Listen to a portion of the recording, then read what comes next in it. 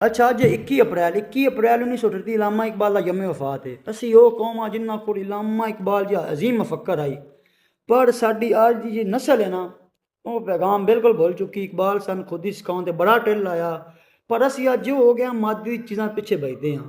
असी अज दूजिया की नकल करने चक्कर च अपनी जी पहचान आई असल भुल बैठे हाँ। उन्हें फरमाया है कि जो नौजवान कौम है ना, नस्ल एक मुस्तकबिल है कौम का। असी की किया, असी भाई बस सटारा पिछे भजियाँ, फलाना मंडी का तो फलाना सरगोधे का तो फलाना कराची का स्टार है। साढ़े को अपना खा भी को नहीं, असी किसी होर दी जिंदगी कापी करने के खाब अपना असल मकसद जरा आई वो भूल चुके हाँ। इकबाल सन जगाने की बड़ी कोशिश की, पर असी आज जी चास नजरे है ना, ये बड़े स्वाद दी है। असी उन्होंने शायरी जी सब किताबों तक राह दी, ना अमल किया ना अपनाया।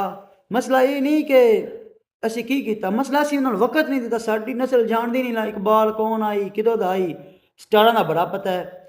उस तो बाद अगर असी वाकई चाहते हैं कि असी बंदे के पुत्र बन जाइए तो सन अपनी असल वाल हटना पौना है। इकबाल का पैगाम पता की सी, खुद ही आई, गैरत आई, मकसद आई, ईमान आई। असी हूँ सिर्फ नावे के मुसलमान रह गए हाँ। जे यही साढ़े मामलात रहे तो असी सिर्फ नावे की कौम बन के रह गए। इकबाल एक शेर जो सुना के मैं अपनी हाजरी पूरी करना चाहवागा।